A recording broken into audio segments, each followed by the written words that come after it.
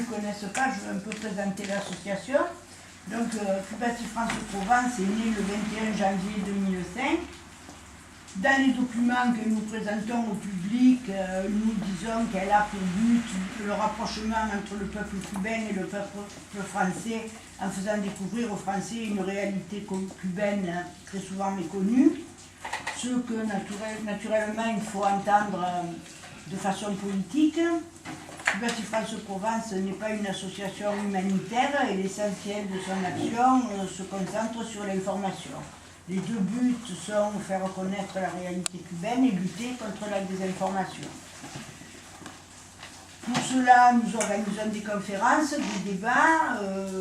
Alors, quelques exemples, les droits de l'homme en Amérique latine, ALBA, Petrocaribe, Petroandine, quelle perspective face aux USA. Nous avons présenté aussi le livre de Fidel Castro et d'Ignacio Rambonnet, biographie à deux voix. Nous avons présenté aussi le livre de Françoise Mirand, Un voyage historique avec le Che. Chaque année, nous participons à la semaine de la solidarité internationale avec une conférence débat. En 2006, c'était « Faut-il être un pays riche pour aider les autres ?» En 2007, le Che, le projet éducatif de la révolution cubaine. En 2008, on a un peu changé de style. On a fait un hommage à José Marti, un spectacle en collaboration avec le théâtre des Mille et Une Portes que vous connaissez probablement tous à Salon. En 2009, l'alimentation à Cuba, un exemple pour le tiers-monde. En 2010, Cuba, terre des droits de l'homme avec Ernesto Repino. En 2011, le blocus de Cuba, obstacle à la solidarité internationale. Et enfin, en 2012, rendre le bien pour le mal ou les relations Cuba-États-Unis. Nous avons aussi une permanence tous les premiers samedis du mois, salle 2 de l'Atrium, à Salon, où tous ceux qui le veulent peuvent nous rencontrer. Chaque mois, mais précis, sauf aujourd'hui. Sauf aujourd'hui, et sauf pendant les mois de juillet et d'août. Voilà, pour être très précis. Et surtout, nous avons un site, cubatifranceprovence.over-blog.com, sur lequel on peut télécharger et imprimer gratuitement les documents officiels. Alors, ça peut être des discours des membres du gouvernement cubain, des rapports de l'ONU sur les dégâts provoqués par le blocus, un certain nombre de décisions. C'est toujours le texte original. Ce n'est pas des articles qui parlent d'eux, c'est le texte. Des documents explicatifs sur l'économie cubaine, sur l'ALBA, sur le fonctionnement de la République de Cuba. On a aussi pas mal de documents sur le système électoral et des textes de grands auteurs cubains et naturellement les réflexions de Fidel Castro. On trouve aussi sur ce site des documents concernant l'Amérique latine dans son ensemble et en particulier le Venezuela qui est très lié à Cuba. Alors, des discours du président Hugo Chavez, son programme de gouvernement pour la période 2013-2019, qui maintenant est le programme de gouvernement de Nicolás Maduro. La plupart des textes sont traduits par les membres de l'association, par Gaston, qui est notre vice-président, par moi aussi, quand c'est moins compliqué, et par Manuel Colinas, qui est un membre de Cubati-Bretagne, qui nous apporte son aide depuis quelque temps. Alors, quand l'éditeur m'a contacté pour me demander d'écrire un livre sur la politique cubaine, je me suis posé la question de savoir comment donner au lecteur l'envie de découvrir la réalité de ce pays et comment en même temps lui faire percevoir cette réalité le plus efficacement possible en lui donnant une vue d'ensemble des 50 dernières années. Alors c'est une tâche gigantesque qu'on ne pouvait pas assumer complètement dans un nombre limité de pages. Donc j'ai fait un choix forcément et il m'a semblé que l'optique économique était la meilleure parce que c'est celle qui rend le plus directement palpable les difficultés. Donc je suis partie de la situation au moment du triomphe de la Révolution pour arriver au rôle prépondérant que joue Cuba actuellement en Amérique latine. Le but que je me suis fixé n'est pas de faire un travail de spécialiste, de toute façon je ne suis pas économiste, mais de mettre à la portée de tous quelques notions de base qui permettent de mieux comprendre la réalité cubaine. Ce livre est volontairement écrit dans un style simple, accessible à tous. Et en y réfléchissant, il m'est apparu que le problème essentiel auquel la révolution cubaine était confrontée, c'était le problème du blocus. Et le problème de la suite ininterrompue d'agressions de toutes sortes dont elle a été victime dès qu'elle a triomphé. Et agressions qui durent toujours, en particulier le blocus. Les attaques terroristes ont cessé depuis quelque temps, mais le blocus dure toujours et il est de plus en plus renforcé. Mais en fait, j'ai craint en mettant trop l'accent sur les agressions de décourager le lecteur. Donc je me suis placée dans une optique résolument optimiste pour montrer que malgré tout ça, le peuple cubain a survécu au prix de sacrifices, au prix d'une énergie invraisemblable à déployer, au prix d'un tas de choses. Mais ce que j'ai voulu montrer, c'est comment ce peuple a réussi à survivre et en plus à être heureux.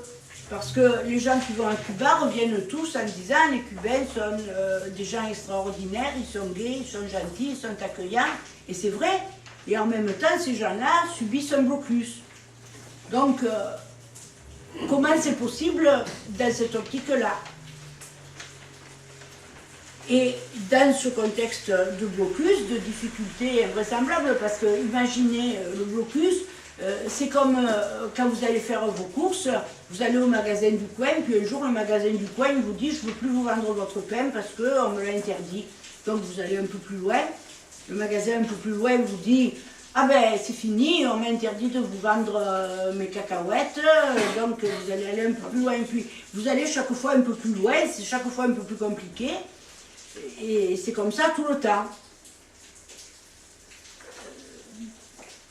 Et malgré ça, ce peuple a réussi à créer une société juste, humaine, égalitaire. Alors, il faut croire que c'est possible, mais comment? Il y a une société dans laquelle les gens sont heureux malgré tout, malgré toutes les difficultés. Alors les Français se plaignent, bon on est malheureux parce qu'on a des difficultés. Ben, les Cubains, ils ont des difficultés mais ils sont heureux. Alors comment ils font? Alors bien sûr, il n'est pas question de faire un éloge dithyrambique de Cuba. Il y a des difficultés à Cuba, il y a des problèmes comme partout. Mais à ces problèmes, le gouvernement cubain, le peuple cubain ont trouvé des solutions qui n'ont pas été toujours les bonnes, qui ont généré d'autres problèmes. Mais c'est ça que j'essaie de montrer dans ce livre. Quelles solutions ont été adoptées, pourquoi, comment, pourquoi ces solutions ont généré d'autres problèmes, comment ces problèmes-là ont été résolus. Et aussi, j'essaie de montrer quelle volonté, quelle force de caractère il a fallu au peuple, aux hommes, aux femmes, aux enfants, aux vieillards pour surmonter ces difficultés quotidiennes, quelle inventivité, quelle compétence, quelle énergie il a fallu au gouvernement et aux dirigeants cubains pour trouver des solutions au jour le jour à tous les mauvais coups que les États-Unis mettent en place depuis 50 ans pour promouvoir la démocratie à Cuba. Alors après, on peut discuter de la démocratie à Cuba, ça c'est un autre débat, mais voilà, en fait, il y a d'un côté les États-Unis qui veulent imposer leur système, et de l'autre côté, un peuple qui a fait ses choix, qui...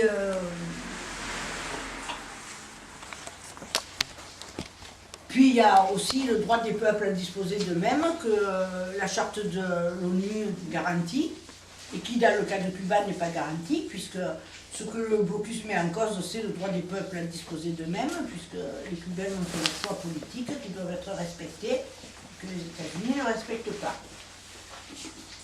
Alors après, ce livre évoque aussi d'autres problèmes plus généraux, comme le problème de la dette, et démontre, en étudiant le contre-exemple de Cuba, parce que Cuba, là, est vraiment un contre-exemple, que les solutions proposées par le FMI et la Banque mondiale ne sont pas les bonnes. Alors ensuite, il y a les problèmes plus spécifiques, les difficultés auxquelles sont confrontés un pays de monoculture, parce que depuis que Cuba a été découverte par Christophe Colomb, ça a été un pays de monoculture pour des raisons diverses, parce que tout le monde avait intérêt à ce que ça soit un pays de monoculture, et un pays de monoculture, il est dépendant de l'étranger pour tout un tas de choses, parce qu'il ne produit qu'une sorte de produit, forcément. Alors ça, c'est aussi une situation qui a été créée par le blocus, mais pas uniquement, parce que bon, avant le blocus, il y avait les États-Unis qui étaient, qui régnaient en maître à Cuba, on va dire. Ensuite, bon, quand Cuba a été aidé par le bloc de l'Est, c'était aussi l'intérêt des pays de l'Est que Cuba exporte du sucre en masse.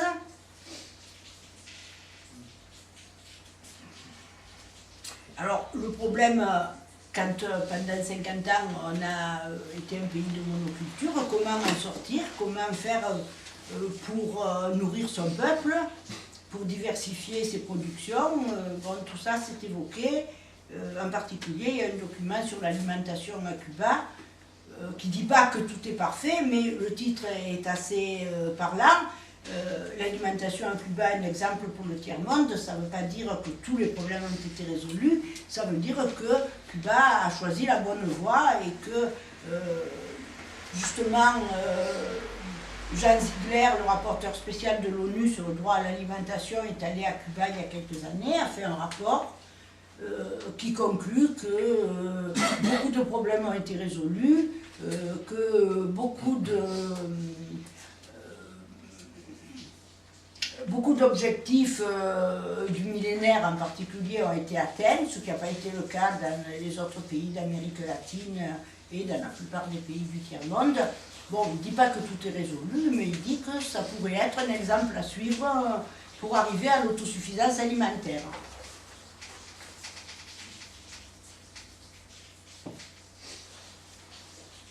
Bon, ensuite, le livre détaille les changements en cours pour actualiser le modèle économique cubain et tente de répondre aux interprétations fallacieuses de cette nouvelle politique en expliquant pourquoi ces mesures ne sont pas une entrée dans le capitalisme. Parce que, bon, évidemment, le secteur privé est développé. Alors, justement, on essaie d'expliquer pourquoi le secteur privé est développé et d'expliquer aussi que ce développement du secteur privé n'est pas une entrée dans le capitalisme parce qu'il y a un certain nombre de différences essentielles avec ce qui se fait dans le secteur privé capitaliste. Ça, c'est important parce que l'amalgame est fait par ceux qui ont intérêt, forcément, pour dire que, voilà, Fidel ayant pris sa retraite, Raoul prenant la suite, il prend le contre-pied de son frère et il fait rentrer Cuba dans le capitalisme. C'est pas du tout ça. Donc, on essaie de l'expliquer.